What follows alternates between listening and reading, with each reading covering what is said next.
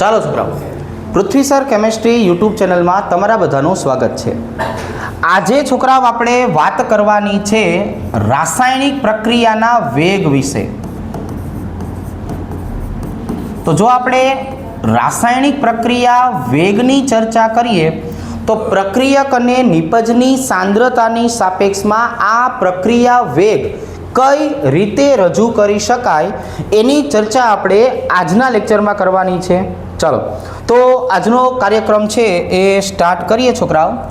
અહીંયા આપણે લખશું પ્રક્રિયા વેગ.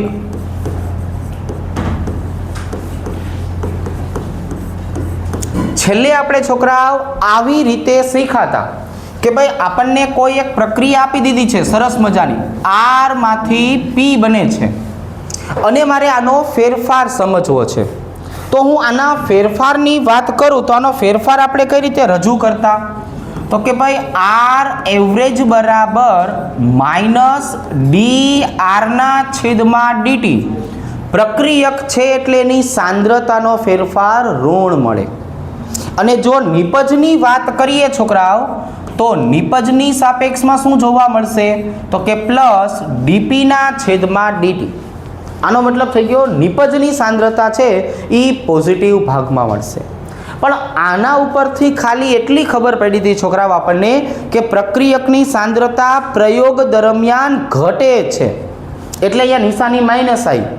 અને નિપજની જો આપણે વાત કરીએ તો નિપજની સાંદ્રતા વધે છે એટલે અહીંયા પ્લસ નિશાની આવી. હવે તો કે આજે જે આપણે વાત કરવી છે એ આવી વાત છે કે હવે જો આપણે રાસાયણિક પ્રક્રિયાની વાત કરીએ છોકરાઓ તો આજે હવે આપણે રાસાયણિક પ્રક્રિયા આવી રીતે લખવી છે. જો A into A plus B into B gives C into C plus D into D. તો પ્રક્રિયકો અને નિપજોની સાંદ્રતાનો ફેરફાર એમના મોલની સાપેક્ષમાં જોવાનો છે. તો જો આપણે એમના મોલની સાપેક્ષમાં જોવા જઈએ તો કઈ રીતે લખાય? તો કે ભાઈ જો આવી રીતે આર એવરેજ બરાબર અહીંયા આપણે શું લખશું છોકરાઓ?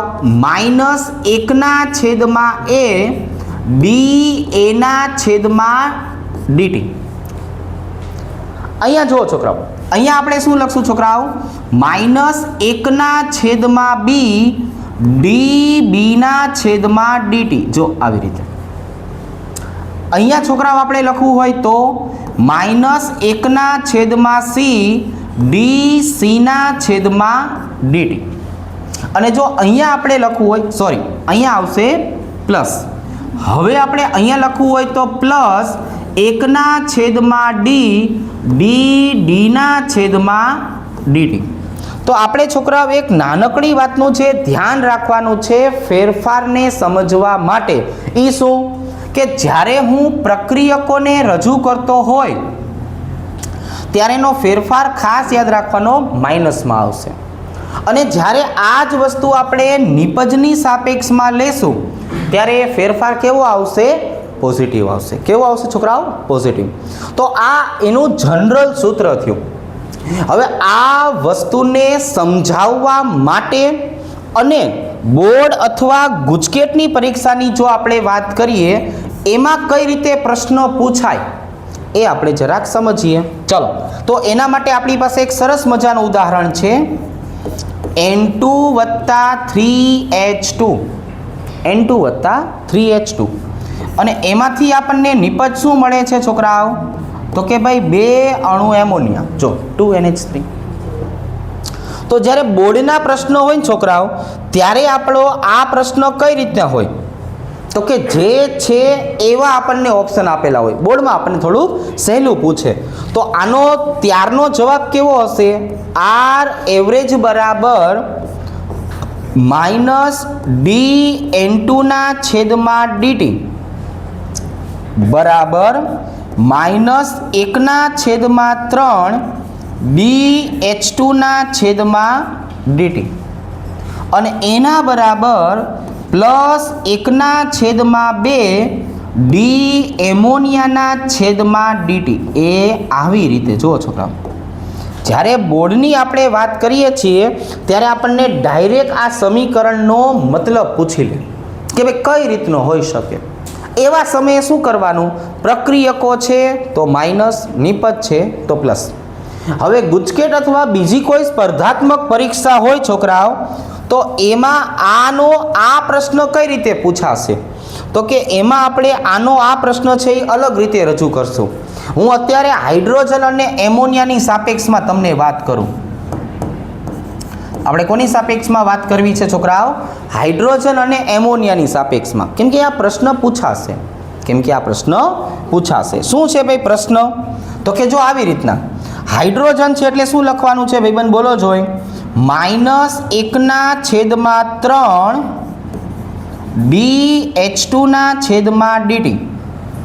અને આ બાજુની વાત કરીએ તો +1/2 d-એમોનિયાના/dt. આ મેં ખાલી બેયના સૂત્રની સરખામણી કરી. આ આપણે શું કર્યું છોકરાઓ? બંનેના સૂત્રની સરખામણી કરી. હવે તો કે હવે વારાફરતી બેયને એક વાર સૂત્રનો કરતા બનાવશું. ચલો હું પહેલાં કોને સૂત્રનો કરતા બનાવું છું? હાઇડ્રોજનને. ગુજકેટ જેવી પરીક્ષા હોય એમાં આવા ઓપ્શન આપ્યા હશે. -dH2/dt બરાબર આ ત ગળે 3 ક્યાં વયા જાય? ઉપલા માળે. +3/2 d-એમોનિયાના/dt. ભાઈ ત્યારે તમારે આ કામ કરવાનું છે. અને હવે તો કે હવે હું આ એમોનિયાને સૂત્રનો કરતા બનાવું છું. જો જ્યારે તમે એમોનિયાને સૂત્રનો કરતા બનાવશો ને છોકરાઓ, ત્યારે શું જવાબ આવશે? જો આટલા ભાગને સૂત્રનો કરતા બનાવો, +DNH3/dt બરાબર, હવે આ બ ગળે 2 ક્યાં આવે? ઉપર. -2/3 dH2/dt. હવે આ જ વસ્તુને થોડીક અઘરી કરવી હોય તો થાય. જો આ જ પ્રશ્નને થોડોક અઘરો બનાવવો હોય તો તમને બેમાંથી કોઈ એક માટેનો વેગ આપી દે. વેગ એટલે એની કિંમત. કાં તમને હાઇડ્રોજનનો વિઘટન વેગ આપે, કાં એમોનિયાનો ઉત્પાદન વેગ આપે. જો આપણે લખીને જ બોલીએ, જે બોલીને, કારણ કે જ્યારે હાઇડ્રોજન હોય ને તો હાઇડ્રોજન વપરાશે. હાઇડ્રોજન વપરાશે એનો મતલબ શું થયો? ત્યાં શું લખ્યું હોય છોકરાઓ? હાઇડ્રોજનનો વિઘટન વેગ. અને એમોનિયા નિર્માણ થાય, ઉત્પન્ન થાય, બને. એટલે ત્યાં શું લખેલું હોય છોકરાઓ? એમોનિયાનો ઉત્પાદન વેગ. શું આવશે છોકરાઓ? એમોનિયાનો ઉત્પાદન વેગ. ક્લિયર? એક વખત વ્યવસ્થિત આખું બોર્ડ વર્ક છે એ વાંચો. હવે આપણે આગળ બીજા ઉદાહરણથી તમને સમજાવું. રેડી? જો છોકરાઓ, હવે આમાં થોડુંક આપણે ડેવલપમેન્ટ કરીએ, જીવનમાં થોડાક આગળ વધીએ. આપણને આવું સરસ મજાનું મોટું સમીકરણ આપ્યું છે. આમાં શું કરશું? તો કે ભાઈ આમાં પણ જો આ જ રીતે R એવરેજ બરાબર -D બ્રોમેટ આયન બરાબર -1/3. છોકરાઓ અહીંયા શું આવી જશે? તો કે ભાઈ અહીંયા આવી જશે d-Br-/dt. આને બોલવામાં આવે છે છોકરાઓ બ્રોમાઇડ આયન. આ એક પ્રકારની છોકરાઓ રેડોક્સ પ્રક્રિયા છે. તમને ખ્યાલ હશે, સારી બાબત છે. DH+/dt. હવે અહીંયા જુઓ છોકરાઓ, એક જ મિનિટ, અહીંયા હું માઇનસ કરી નાખું છું. આપણો હાઇડ્રોજન જે છે ને એ હજુ કેવો છે? પ્રક્રિયક જ છે. એટલે અહીંયા આવશે -1/6 DH+/dt. હવે કેવું બન્યું? તો કે જો બ્રોમિન છે એ પ્રક્રિયક છે, +1/3 dBr2/dt બરાબર +1/3 dH2O/dt. તો આ મારી પાસે આખું સમીકરણ બની ગયું. હવે આ સમીકરણમાં આ બેયનો અને આ બેયનો આપણે અલગ અલગ સંબંધ મેળવવો છે. તો હવે અહીંયા જુઓ છોકરાઓ, ચાલો પેલું હું કામ કરીશ, બ્રોમેટ અને બ્રોમિન આ બેને સરખાવી દઉં. ચાલો ભાઈ, મને બ્રોમેટ ક્યાં દેખાય છે? તો કે ભાઈ -DbRO3 માઇનસના છેદમાં dt. આ બાજુ એ બ્રોમિન, ભાઈ બ્રોમિન જોવો જોઈએ, ક્યાં આપ્યું છે? 1/3 dBr2/dt. આમ ઇનડાયરેક્ટલી વિચારવા જઈએ તો આ સૂત્રનો કરતા બની જ ગયો છે. આમાં હવે કાંઈ હળી કરવાની જરૂર નથી. તો હળી આમાં કરશું. જો શેમાં? આમાં. તો અહીંયા શું આવશે છોકરાઓ? કે dBr2/dt બરાબર આ ગળે 3 ક્યાં આવશે? આ બાજુએ -3 dBrO3 માઇનસના છેદમાં dt. જો આવી રીતના. હવે H+ અને H2O ની વાત કરીએ. જો ભાઈ H+ મને ક્યાં મળે છે? અહીંયા. અને H2O ક્યાં મળે છે? અહીંયા. પહેલાં એને એમને એમ લખી નાખો.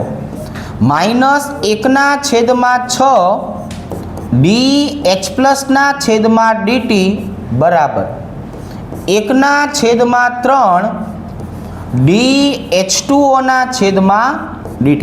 જો અત્યારે મેં ખાલી ને ખાલી બેયને બાજુમાં લખ્યા. હવે તો કે હવે આપણે વારાફરતી કયું કામ કરશું? એક એકને સૂત્રનો કરતા બનાવીએ.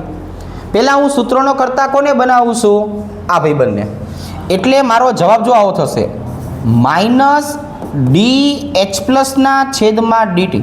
જો શું આવશે? -DH+/dt.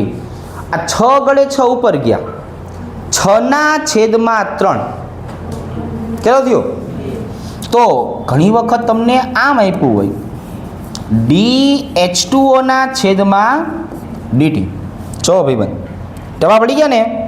અને અહીંયા જો, અહીંયા હું પાણીને સૂત્રનો કરતા બનાવું છું. શું આવશે? +DH2O/dt. આ ગળે 3 ઉપર આવી ગયું, 3/6. શું વધશે છોકરાઓ? -1/2 DH+/dt. તો આપણને આવું સમીકરણ પણ આપી શકે. ખ્યાલ આવી ગયો? તો હવે આજે આપણે વારાફરતી 2 ઉદાહરણ શીખા. આવી જ રીતનું તમે એક ઉદાહરણ છે એની પ્રેક્ટિસ કરો. ચલો આનો જવાબ શું આવશે એ તમારે મને કોમેન્ટ કરીને કહેવાનું છે. 4 અણુ એમોનિયા, 5 અણુ ઓક્સિજન, 4 અણુ નાઇટ્રિક ઓક્સાઇડ અને વત્તા 6 અણુ H2O. રેડી? ચાલો આવી રીતે. અહીંયા છોકરાઓ આપણે વાત કરવી છે આવી રીતે. તમે અહીંયા મને સંબંધ આપો એમોનિયા અને H2O નો, અને આ બાજુની વાત કરીએ તો તમે અહીંયા સંબંધ આપો ઓક્સિજન અને નાઇટ્રિક ઓક્સાઇડનો. બરાબર છે? ચાલો જે જવાબ આવે એ જરાક મને જણાવો. હવે આ જુઓ છોકરાઓ, આમની જો આપણે વાત કરીએ તો પહેલું આપણે કામ કયું કરવાનું છે કે આનું ભાઈ સંબંધ શું છે આર એવરેજ માટે એ લખો.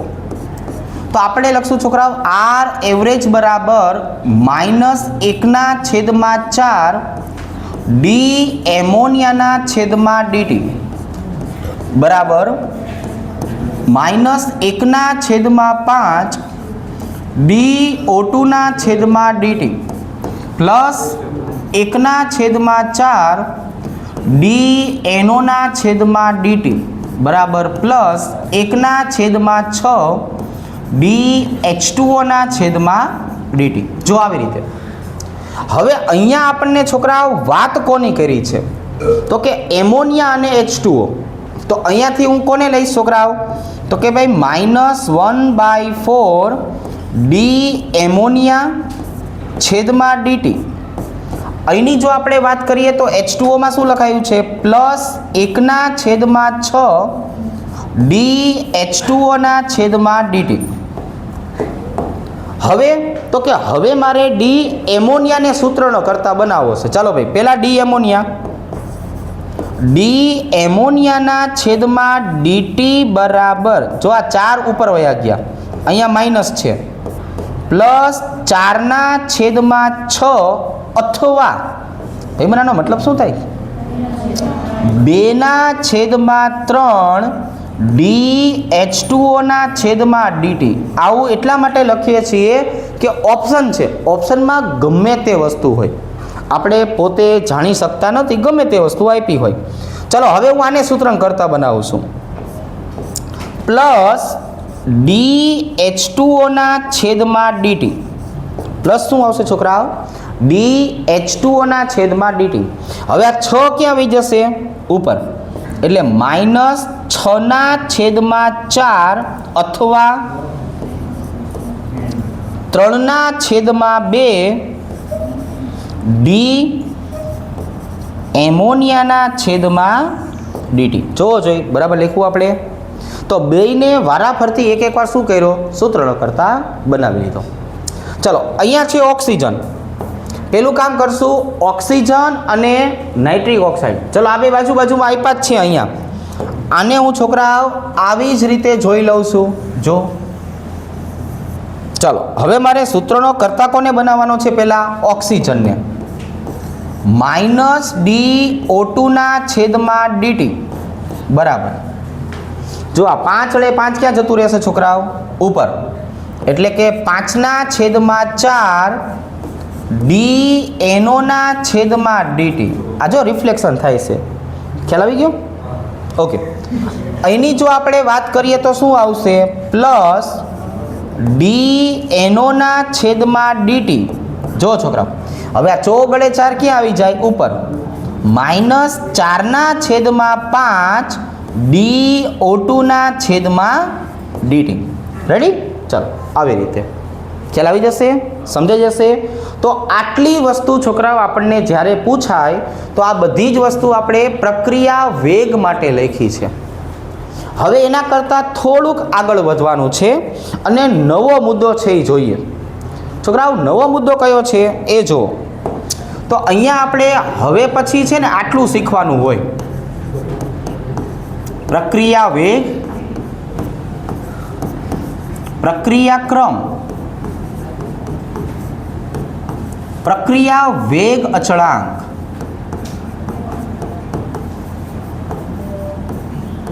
પણ આ બધું જ જો મારે સમજવું હોય તો એના માટે મને આવડવું શું જોઈએ? વિકલનીય વેગ સમીકરણ લખતા અથવા વેગ રજૂઆત કરતા. જો આપણે બે વસ્તુના ઓપ્શન આપ્યા, વિકલનીય વેગ સમીકરણ અથવા વેગ રજૂઆત. હવે આનો મતલબ શું થાય એ આપણે સમજીએ. વ્યાખ્યા નથી લખતા, આપણે ટૂંકી માહિતી આપીએ છીએ કે ભાઈ વિકલનીય વેગ સમીકરણ અથવા વેગ રજૂઆત એટલે શું. તો જો આનો મતલબ આવો છે છોકરાઓ, પ્રક્રિયા વેગને પ્રક્રિયકની સાંદ્રતાની સાપેક્ષમાં રજૂઆત. આને બોલવામાં આવશે છોકરાઓ કાં તો વિકલનીય વેગ સમીકરણ કાં તો વેગ રજૂઆત. આપણે આખું સમીકરણ છે એ પ્રક્રિયકની સાંદ્રતાની સાપેક્ષમાં લખવાનું હોય. તો હમણાં આપણી પાસે એક સરસ મજાનું સમીકરણ હતું જેને પાછું બોલાવી લઈએ. અહીંયા લખશું છોકરાઓ રાસાયણિક પ્રક્રિયા. જો A + B એમાંથી બનશે છોકરાઓ C D. હવે આપણે આખું સૂત્રને રજૂ કરી છે એટલે આવી રીતે લખાય.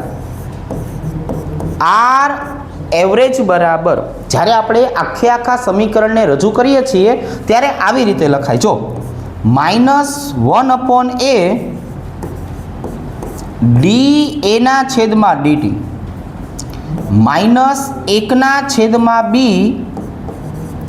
dB/dt plus 1/c dc/dt plus 1/d dd/dt ચલે છે a⁻x b⁻y. જો b⁻y આ આપણે આખા વિકલનીય વેગ સમીકરણની મેં રજૂઆત કરી. પણ પછી આપણે શું કરતા હોય છોકરાઓ, તો કે પછી આપણે ઇન શોર્ટ દર્શાવતા હોય. શું દર્શાવતા હોય છોકરાઓ? In short. શું થશે? આર એવરેજ બરાબર આર એવરેજ ચલે છે a⁻x b⁻y. આર એવરેજ બરાબર કે a⁻x અને b⁻y. આવી રીતે. હવે મારી પાસે છોકરાઓ આખા વિકલનીય વેગ સમીકરણ અથવા વેગ રજૂઆત એનો સંબંધ આવી ગયો છે. જો કોની સાપેક્ષમાં? પ્રક્રિયા વેગ, પ્રક્રિયા ક્રમ અને પ્રક્રિયા વેગ અચળાંક માટે. તો હવે અહીંયા છોકરાઓ ખાલી તમને ટૂંકમાં માહિતી આપું, પછી ડિટેલમાં સમજાવું કે x અને y આ શેના માટે આપણે દર્શાવવાનું છે?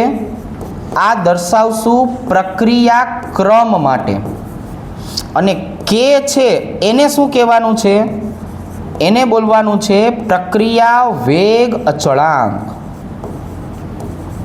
ચાલો હવે આ બંને શબ્દને વારાફરતી શીખવાના છે. ખ્યાલ આવી ગયો? હવે આ બંને શબ્દને શું કરશું આપણે? વારાફરતી સમજીએ. રેડી? પહેલા આટલી વસ્તુ ઉપર આપણે નજર નાખીએ. ચાલો હવે આપણે આજે આખું વિકલનીય વેગ સમીકરણ અને વેગ રજૂઆતને ધ્યાનમાં લીધી.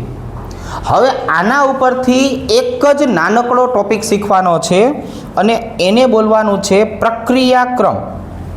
હવે આપણે જે શીખવાનું છે એને શું કહેવાય છોકરાઓ? પ્રક્રિયા ક્રમ. પ્રક્રિયા ક્રમ આમ સમજૂતી માટે છે અને પૂછાય તો MCQમાં પૂછાય. શેમાં પૂછાય? MCQમાં. રેડી? તો આજે આપણે પ્રક્રિયા ક્રમ વિશે સમજીએ. પ્રક્રિયા ક્રમનો મતલબ જો આવો થશે: વિકલનીય વેગ સમીકરણમાં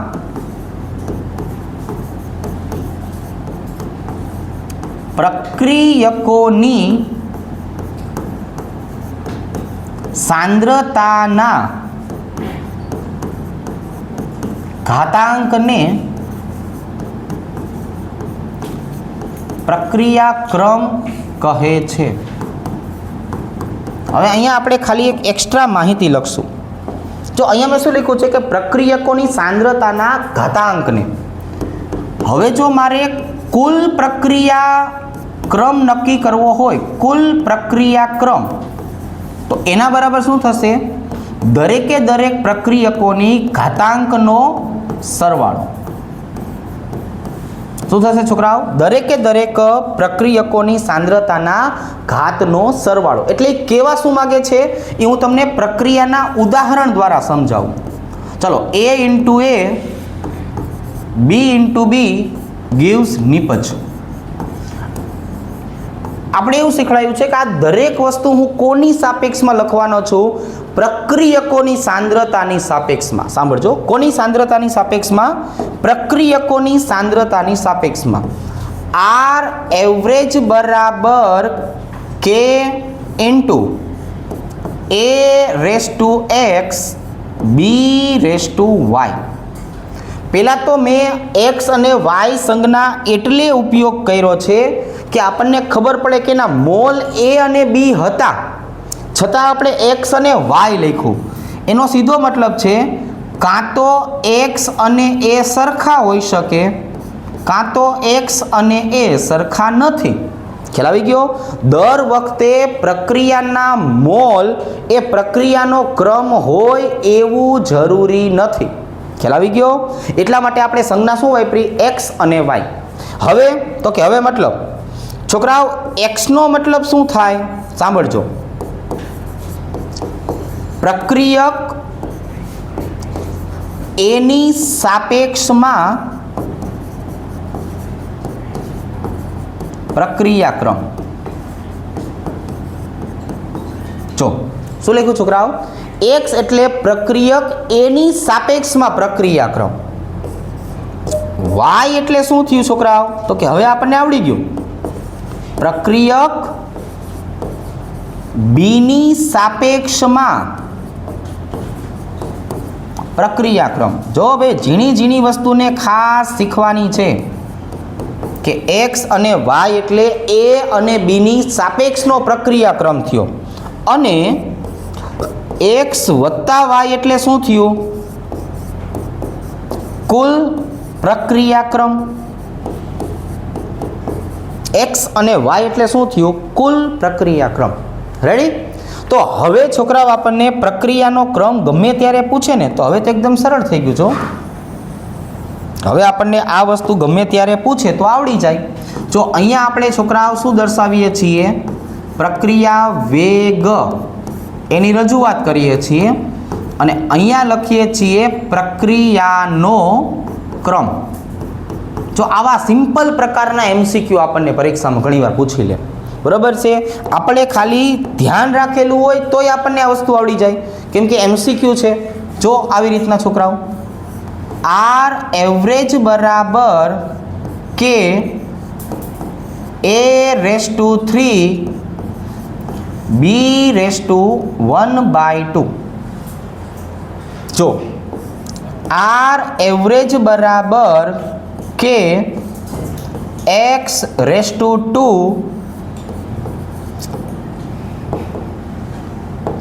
y⁻0. જો આવી રીતે આર એવરેજ બરાબર કે p⁻1 q⁻². તો આ વસ્તુ આપણને રકમમાં આપેલી છે. આપણે ખાલી ને ખાલી શું કરવાનું છે? આ બંને સંખ્યાનો સરવાળો કરવાનો છે. પણ મતલબ શું થયો? મતલબ એવો થયો કે પ્રક્રિયક એની સાપેક્ષમાં તૃતીય ક્રમ, બીની સાપેક્ષમાં અડધો ક્રમ, એક્સની સાપેક્ષમાં દ્વિતીય ક્રમ, વાયની સાપેક્ષમાં શૂન્ય ક્રમ, પીની સાપેક્ષમાં પ્રથમ ક્રમ, ક્યુની સાપેક્ષમાં -1/2 ક્રમ. તો એનો મતલબ આવો થઈ ગયો છોકરાઓ. જો આનો તો મતલબ નીકળો કે ભાઈ પ્રક્રિયા ક્રમ કેવો છે. જો આનો મતલબ નીકળો પ્રક્રિયાનો ક્રમ કેવો હોય છોકરાઓ? તો કે ભાઈ શૂન્ય તો કે હોય, ઋણ તો કે હોય, ધન તો કે હોય, પૂર્ણાંક તો કે હોય અને અપૂર્ણાંક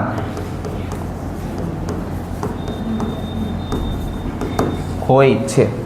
જો આવું થયું. રેડી? આવી વસ્તુ થઈ કે ભાઈ આ બધી રીતનું હોઈ શકે. હવે આપણે ખાલી ને ખાલી શું કરવું છે? તો કે હવે આપણે ખાલી ને ખાલી આમના સરવાળા કરવા છે. ચલો ભાઈ અહીંયા શું આવશે? 3 + 1/2. છોકરાઓ 3 વત્તા અડધું કેટલું થયું? 3.5. 3.5 ને રજૂ કરવું હોય તો 7/2. અહીંયા કેટલું આવશે છોકરાઓ? 2 વત્તા 0. ચલો ભાઈ આ રજૂ કરવું હોય તો 2. 1 -1/2. 1 માંથી અડધું જાય કેટલું વધે છોકરાઓ? અડધું. પ્લસમાં કે માઇનસમાં? +1/2. રેડી? આ પ્રક્રિયાનો ક્રમ થયો. શું થઈ ગયો છોકરાઓ? પ્રક્રિયાનો ક્રમ. પણ હવે દર વખતે આ a બરાબર x અને a⁻x ની જે આપણે વાત કરવી છે ને છોકરાઓ એને સમજાવવાની વાત કરશું. પણ એક વખત પહેલાં આટલું શાંતિથી જોઈ લ્યો ને તો મજા આવે. હવે આપણે આ જે વસ્તુ સમજાવવાની છે ને કે ભાઈ આપણે જે ઓલા મોલ અને પ્રક્રિયા ક્રમ આને સમજાવવા માટે 3 ઉદાહરણ લઈએ. જો પેલું આપણી પાસે છોકરા ઉદાહરણ છે H2 + Cl2. છોકરાઓ આ બંનેના 1 મોલ છે. પ્રક્રિયા સૂર્યપ્રકાશની હાજરીમાં થાય છે અને નિપજ તરીકે HCl મળે છે. બીજું આપણી પાસે ઉદાહરણ છે H2 વત્તા Br2. આ પ્રક્રિયાની જો આપણે વાત કરીએ તો સૂર્યપ્રકાશ અને ઉર્જા ગરમી બંનેને આધારે થાય છે. આને આધારે નિપજ મળે છે 2HBr. જો બંનેના મોલ સરખા.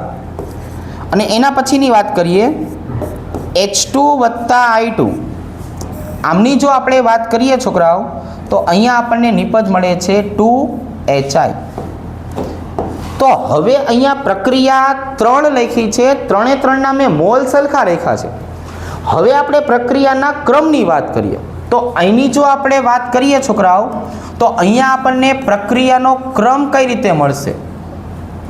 અહીંની જો આપણે વાત કરીએ છોકરાઓ તો અહીંયા આપણે આવી રીતે દર્શાવશું. જો પ્રક્રિયા વેગ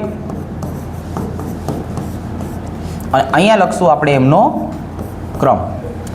આ સમીકરણની વાત કરીએ તો R એવરેજ બરાબર કે હાઇડ્રોજનની સાપેક્ષમાં પ્રક્રિયાનો ક્રમ 0, ક્લોરીનની સાપેક્ષમાં પ્રક્રિયાનો ક્રમ 0. એટલે આખી પ્રક્રિયા થઈ ગઈ શૂન્ય ક્રમની પ્રક્રિયા. આમની જો વાત કરીએ તો R એવરેજ બરાબર કે હાઇડ્રોજનની સાપેક્ષમાં પ્રથમ ક્રમ અને બ્રોમિનની સાપેક્ષમાં છોકરાઓ 1/2. આખી પ્રક્રિયાની વાત કરીએ તો પ્રક્રિયાનો ક્રમ થઈ ગયો 3/2. અને સેમ વસ્તુ અહીંયા R એવરેજ બરાબર કે હાઇડ્રોજનની સાપેક્ષમાં 1, આયોડિનની સાપેક્ષમાં 1 પ્રક્રિયાનો ક્રમ થઈ ગયો ભાઈ. તો આવી અપવાદવાળી પ્રક્રિયાઓ હોય એના કારણે આપણે આ વસ્તુને ધ્યાનમાં રાખવી પડશે કે પ્રક્રિયાના મોલ અને પ્રક્રિયાનો ક્રમ બંને સરખા નથી. પણ અહીંયા છોકરાઓ આપણે એક નાનકડી હિન્ટ આપી દઈએ કે સૂર્યપ્રકાશની હાજરીમાં સૂર્યપ્રકાશ HNuની હાજરીમાં થતી પ્રક્રિયા હોય એને મુક્ત મૂલક પ્રક્રિયા કહેવાય. કઈ પ્રક્રિયા કહેવાય? મુક્ત મૂલક. જ્યાં જ્યાં મુક્ત મૂલક આવતું હશે ને છોકરાઓ ત્યાં પ્રક્રિયા એક ઘાએ પૂરી થઈ જાય એટલે એને બોલવામાં આવે છે શૂન્ય ક્રમની પ્રક્રિયા. આને શું બોલવામાં આવશે? શૂન્ય ક્રમની પ્રક્રિયા. બરાબર. આ જો હાઇડ્રોજન ને ક્લોરીન વાળી પ્રક્રિયા સંપૂર્ણ સૂર્યપ્રકાશની હાજરી હતી, પ્રક્રિયા ક્રમ 0. અહીંયા અડધી પ્રક્રિયા બ્રોમિનની સાપેક્ષમાં કેવી હતી? જો સૂર્યપ્રકાશ, એનો ક્રમ અડધો. અહીંયા માત્ર ને માત્ર ગરમીની સાપેક્ષમાં થતું હતું, બેની સાપેક્ષમાં 1-1. તો આવી રીતે છોકરાઓ આપણને જે છે એ શું જોવા મળવાનું છે તો કે આવી રીતે આપણને મોલ અને પ્રક્રિયા ક્રમ આ બંનેની સાપેક્ષમાં જે છે એ ક્રમ જોવા મળશે. રેડી? ચાલો હવે તો કે હવે એના પછીની જો વાત કરીએ તો એક નાનકડી વાત આપણે કરી દઈએ અને આને બોલવાનું છે પ્રક્રિયા વેગ અચળાંક.